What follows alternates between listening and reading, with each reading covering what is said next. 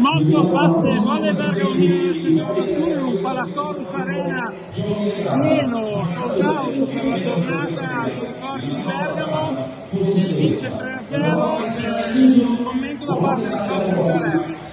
Prima di tutto cornice bellissima,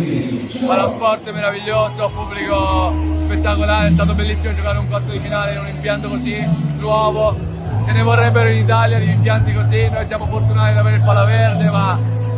non capita tutti i giorni giocare in impianti così e questo, ripeto, è un bel contesto dove poter giocare un quarto di finale di un campionato italiano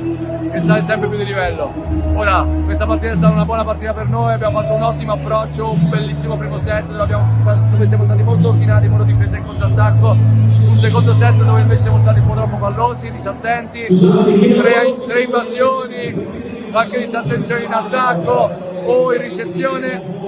e il terzo stavamo giocando benissimo, peccato per quel break che abbiamo preso su quei mani out, siamo un pochino innervositi, loro hanno provato, spinti dal pubblico, a reagire, non era facile, abbiamo vinto questa gara 3-0, volevamo arrivare in semifinale il prima possibile. 3-0 dell'Imoco contro Bergamo, che chiude la serie finale dei quarti di finale del campionato italiano per 2-0. Intervistiamo Monica De Gennaro, ma colgo l'occasione per dire 631 presenze in Serie A, recordman assoluto per il campionato italiano. È stata una bella partita, è stato bello giocare qui in questo Palasport veramente pieno e si è sentito tantissimo il pubblico, sia i tifosi della tifoseria di Bergamo ma anche i nostri tifosi di Conegliano,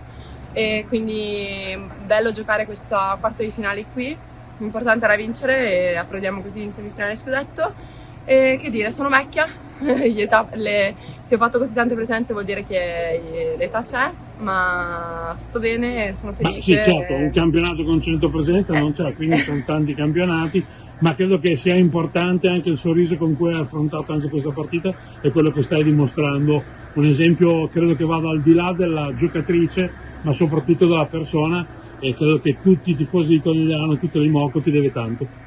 Grazie Pier, ciao.